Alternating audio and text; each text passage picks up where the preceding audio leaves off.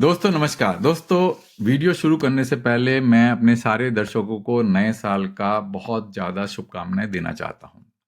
जैसे कि मेरे जो दर्शक होंगे, जो रेगुलर दर्शक होंगे उनको पता होगा कि कल जो है सरकार ने वोडाफोन आइडिया का एजीआर का जो रिलीफ के ऊपर में एक नया पैकेज अनाउंसमेंट किया है।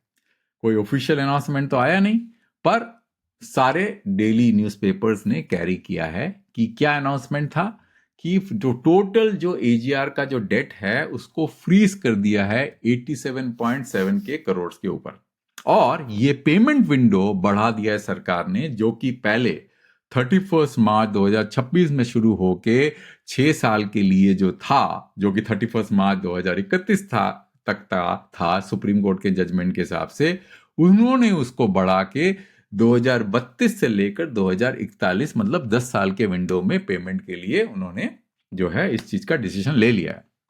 अब दोस्तों आज के वीडियो में हम ये बात करेंगे कि क्या ये रिलीफ पैकेज जो सरकार ने अनाउंस किया है ये सफिशिएंट है, क्या सरकार को कुछ और करना चाहिए इसके ऊपर में, और इस रिलीफ पैकेज के कारण क्या वोडाफोन आइडिया सर्वाइवल के पाथ में अग्रसर होगा, मतलब sustainable survival path, it will progress towards a sustainable survival path और नॉट। क्योंकि इस अनाउंसमेंट में एक और जो है सरकार ने कहा है कि एक कमेटी बनेगी जिसमें ये जो डेट है 87.7 के करोड़ का, उसको रीअसेस करके कम करने की भी बात कर रहे हैं, पर उसमें फाइनल डिसीजन उन्होंने नहीं लिया। तो दोस्तों आपको अगर याद हो, मैंने एक वीडियो बनाया था 2 वीक पहले, तो मैंने कहा था कि देखिए एजीआर का मुद्दा तो कोई मुद्दा ही नहीं है, क्योंकि सरकार के हाथ में है। सरकार चाहे तो इसको 10 साल क्या 20 साल तक का भी मोरेटोरियम दे सकती है और पेमेंट विंडो भी बढ़ा सकती है, क्योंकि इसका कोई लाइफ टाइम नहीं है, मतलब लाइफ एंड नहीं है। स्पेक्ट्रम का मामला ज्यादा इंपॉर्टेंट है, क्योंकि स्पेक्ट्रम का जो लाइफ होता है वो ऑक्शन के कंडीशंस के ऊपर गवर्न होता है, और 20 साल का विंडो होता है, उसके अंदर ही स्पेक्ट्रम का डेट पे करना पड़ेगा, उसके बाद स्पेक्ट्रम एक्सपायर हो जाएगा। मैंने कहा था कि स्पेक्ट्रम का डेट ज्यादा इंपॉर्टेंट है बल्कि एजीआर के डेट के मुकाबले। तो आज के वीडियो में उसी पॉइंट को एक्सटेंड करेंगे, क्योंकि हमारे पास में नया इंफॉर्मेशन आ गया है कि जो सरकार ने इसको फाइनल कर दिया है, जो एजीआर का डेट है 87,695। अब दोस्तों पहले तो ये समझेंगे ये नंबर आया कहां से, उसके बाद बात करेंगे इसका इंपैक्ट के बारे में और क्या करने की जरूरत है, और जो नए इन्वेस्टमेंट आने वाले हैं इसके लिए जो इस नंबर को रिडक्शन करना है वो कितना करना पड़ेगा।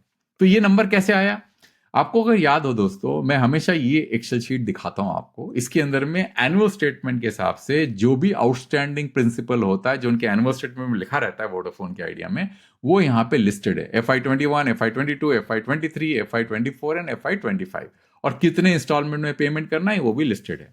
आखिरी एनुअल रिपोर्ट में वोडाफोन आइडिया का FY25 में जो एजीआर का ड्यू था वो मेंशन था 75,945।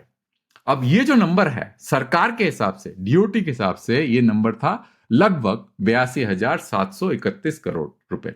अब ये मैं क्यों कह रहा हूं दोस्तों, क्योंकि आपको याद हो डीओटी ने एक नया डिमांड रेज किया था वोडाफोन आइडिया के ऊपर में, जिसके कारण जो है ये नया जो सुप्रीम कोर्ट का जो मुद्दा है, जिसके कारण वोडाफोन आइडिया का डीओटी को जो है उन्होंने एम्पावर किया था कि वोडाफोन आइडिया को रिलीफ ला सकती है, वो जो एडिशनल डिमांड था वो सुप्रीम कोर्ट का जो जजमेंट के ऊपर जो डिमांड था उससे ज्यादा था, और डीओटी हमेशा इस नंबर को फाइनल नहीं मान रही थी जो वोडाफोन आइडिया अपने एनुअल स्टेटमेंट में मेंशन करता था। तो उसके हिसाब से 76,000 करोड़ था, डीओटी के हिसाब से 82.7 के करोड़ था, और ये नंबर अगर 8% के हिसाब से बढ़ाएंगे और 31 दिसंबर 2025 का नंबर देखेंगे वो आएगा 87,695। तो ये एक तो पहला तो ये हो गया कि ये नंबर आया कहां से।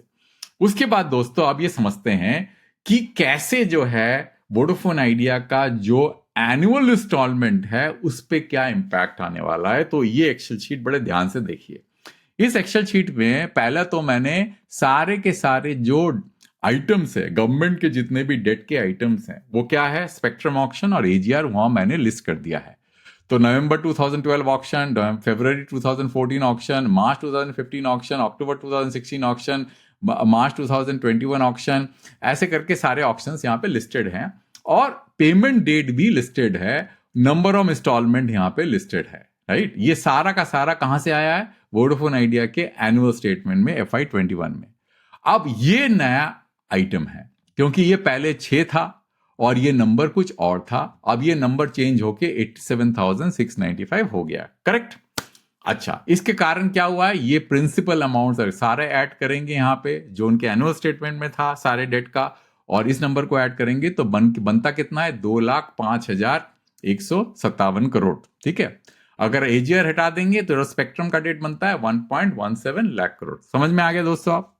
अब मैंने क्या किया दोस्तों, एक नया कॉलम बनाया और मैंने कहा कि ये जो नंबर्स हैं अगर ये रिड्यूस करें तो अब क्या प्रिंसिपल बन के आता है, क्योंकि इसके रिडक्शन के 2 स्टेप्स हैं। पहला तो स्टेप क्या होगा, जो सरकार का जो नंबर है सरकार रीअसेसमेंट के बाद में चेंज करके यहां पे नया नंबर आ जाएगा।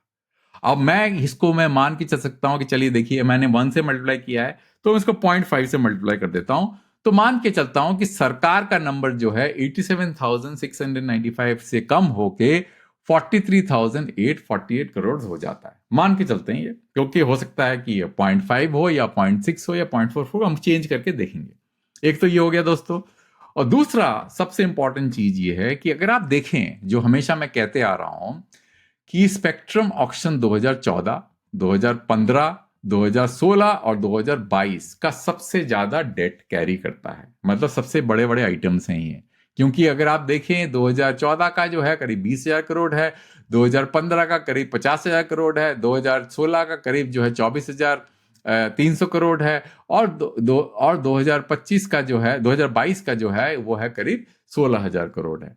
तो अगर इन सबको अगर ऐड करेंगे ये नंबर आता है करीब 1 लाख करोड़ के आसपास का नंबर आता है, 1,08,000 करोड़ का नंबर आता है, ठीक है ना दोस्तों।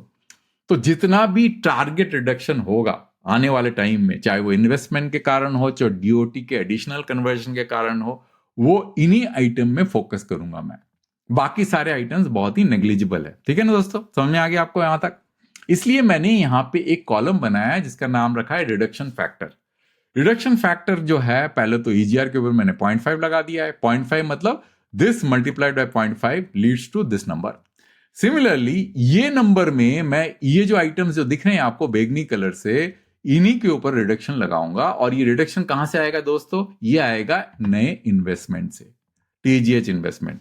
तो मान लेते हैं कि इससे जो टीजीएच जो है इसको रिड्यूस करती है 0.6 फैक्टर से। देखिए 0.6 फैक्टर हो गया, तो जो टोटल जो आपके जो नया प्रिंसिपल है, ये तो एग्जिस्टिंग प्रिंसिपल है। इन प्रिंसिपल जो है ये वाला नंबर इससे मल्टीप्लाई होके ये बन जाएगा, ये वाला नंबर इससे मल्टीप्लाई होके ये बन जाएगा। तो जब आप ऐड करेंगे और एजीआर को ऐड करेंगे तो टोटल जो डेट बन के आता है 1.17 लाख करोड़।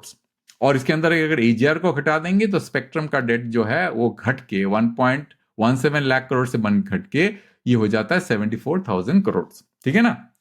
इसके कारण टीजीएच को कितना इक्विटी इन्वेस्ट करना पड़ेगा? उनको इन्वेस्ट करना पड़ेगा 43,455 करोड़। बिकॉज अगर आप ये वाला नंबर 74,006 करोड़ एंड 43,455 करोड़ को ऐड करेंगे तो ये नंबर आता है, ये वाला सामने जो ये नंबर है ये आता है, ठीक है ना। समझ में आ गया आपको? ठीक है। अब क्या करना है कि जैसे ही जो है टीजीएच ने इन्वेस्ट किया, क्योंकि ये फ्रेश इक्विटी होगी, ये बाईबैक नहीं होगा, तो कितने शेयर चाहिए होंगे इस टीजीएच को? क्योंकि जब वो 43,000 करोड़ इन्वेस्ट करेंगे तो 43 बिलियन शेयर चाहिए। अभी एग्जिस्टिंग शेयर कितने वोडाफोन आइडिया का? 108 करोड़। गवर्नमेंट का कितना शेयर है? 53 billion crore, sorry 108 billion. Government का कितना है? 53 बिलियन। और टीजीएच के नए शेयर हो गए 43 बिलियन, तो टोटल शेयर हो गया आपका 151 बिलियन। अब इससे क्या हुआ कि ये जो 53 बिलियन जो है ये पहले 49% था, ये घट के जीओआई का शेयर बन गया 34.9। क्यों? क्योंकि नए टीजीएच के शेयर आ गए 43 बिलियन, ठीक है। अब सरकार के पास में रूम हो गया एडिशनल इन्वेस्टमेंट करने के लिए। वो कितना करेंगे? 42 बिलियन, जिससे कि उनका 49% स्टेक हो जाए। और टोटल इन्वेस्टमेंट कितना हो गया सरकार का कन्वर्जन के बाद में? 41,000, मतलब नए इन्वेस्टमेंट हो गए 41,751 करोड़, ठीक है ना। क्योंकि ये 41,751 51 करोड़ क्यों हो पाया? क्योंकि वो डाइल्यूट हो गए टीजीएच के इन्वेस्टमेंट के कारण। अब ये जो नंबर है 41,751 करोड़, ये मैंने डिस्ट्रीब्यूट कर दिया है यहां पे इक्वल प्रोपोर्शन में, क्योंकि मैं मान के चल रहा हूं कि इसी को टारगेट करेंगे। पहले तो ये 19,000 से करीब 11,000 करोड़ रिड्यूस हुआ 0.6 के फैक्टर से, है ना, ये सारे नंबर्स रिड्यूस हो गए। अब सरकार के इन्वेस्टमेंट के कारण ये नंबर्स रिड्यूस हो गए। इसके कारण क्या हुआ, जो टोटल डेट जो है इंक्लूडिंग एजीआर, ये घट के हो गया 76,000 करोड़। और अगर नेट करें एजीआर से तो स्पेक्ट्रम का डेट बचा 32,235 करोड़। राइट, समझ में आ गया आपको दोस्तों? अब इंटरेस्ट रेट आपका यहां पे है। इस कारण से आप जो है इंडिविजुअल एनुअल इंस्टॉलमेंट कैलकुलेट कर सकते हैं। तो इंडिविजुअल एनुअल इंस्टॉलमेंट अगर मान के चलते हैं दोस्तों कि सारे नंबर्स को पहले 1-1 कर देते हैं और देखते हैं वर्स्ट केस कंडीशन में कितना है ना, वो देखना जरूरी है वर्स्ट केस कंडीशन में कितना है। तो आप देखेंगे कि पहले साल FY26 में वोडाफोन आइडिया को 25,040 करोड़ रुपीज, मतलब 2,539 करोड़ रुपीज पे करना है। उनका कैश एबिटा कितना है? 9,000 करोड़। उनके पास कितना बचा पे करने के बाद में? क्योंकि अभी इनका पूरा उनको मॉनिटरम मिल गया एजीआर में 6,061 करोड़, मतलब they are positive cash EBITDA after paying government debt. ठीक है ना। नेक्स्ट ईयर 6,777 करोड़ है ना, और कैश एबिटा में मान के चल रहा हूं 5% से बढ़ रहा है, तो 9,450 करोड़। कितना बचा? 62,673 करोड़। नेक्स्ट ईयर जो है स्पेक्ट्रम का डेट उनका 25,592 करोड़। कैश एबिटा बढ़ के कितना हो गया? 9,923 करोड़। अब वो नेगेटिव पे चले गए। तो इससे क्या होगा कि आप ये देख रहे हैं कि ये जो मोरेटोरियम देने के बाद में भी, एजीआर पे मोरेटोरियम देने के बाद में भी वोडाफोन आइडिया की हालत खराब है, क्योंकि उनका कैश एबिटा जो है 5% को जो है मैं मान के चल रहा हूं, क्योंकि उससे भी कम रेट से बढ़ रहा है। आप इसको चेंज करके भी देखेंगे आप, तो आप ये देख रहे हैं कि वोडाफोन आइडिया सर्वाइवल के पाथ में नहीं है। इसीलिए दोस्तों एजीआर का मोरेटोरियम सफिशिएंट नहीं है और वोडाफोन आइडिया को नए इन्वेस्टमेंट की जरूरत पड़ेगी।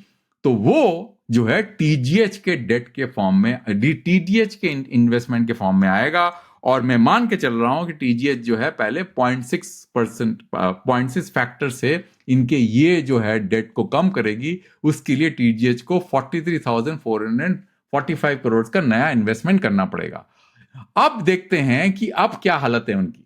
अब देखिए दोस्तों, जो ये मोरेटोरियम पीरियड था एजीआर का, वहां पे तो वो बहुत ही बढ़िया जो है, they are very much well off, because जैसे ही टीजीएच का इन्वेस्टमेंट आया और उसके बाद में गवर्नमेंट ऑफ इंडिया ने एडिशनल इन्वेस्टमेंट किया, क्योंकि सरकार को भी तो इन्वेस्टमेंट करने का मौका मिलेगा, क्योंकि उनका स्टेक जो है 49% से 34.9% हो जाएगा। तो वो भी 41,751 करोड़ का एडिशनल इन्वेस्टमेंट करेंगे। इससे आप देखेंगे कि वोडाफोन आइडिया का कैश एबिटा का सिचुएशन आफ्टर पेइंग दी सरकार का जो डेट का जो इंस्टॉलमेंट पे करने के बाद में क्वाइट कंफर्टेबल हो जाता है 5% इन्वेस्टमेंट के साथ, 5% एबिटा मार्जिन इंक्रीज के साथ में, है कि नहीं। बट जैसे ही FY32 पहुंचता है वहां पे जो है फिर वो नेगेटिव हो जाता है कि नहीं, क्योंकि ये जो ईयरली इंस्टॉलमेंट का कॉलम तो ये रहा और कैश एबिटा का कॉलम ये रहा, और यहां पे जो है आपका नेट है ऑफ डेट कैश एबिटा जो बचता है।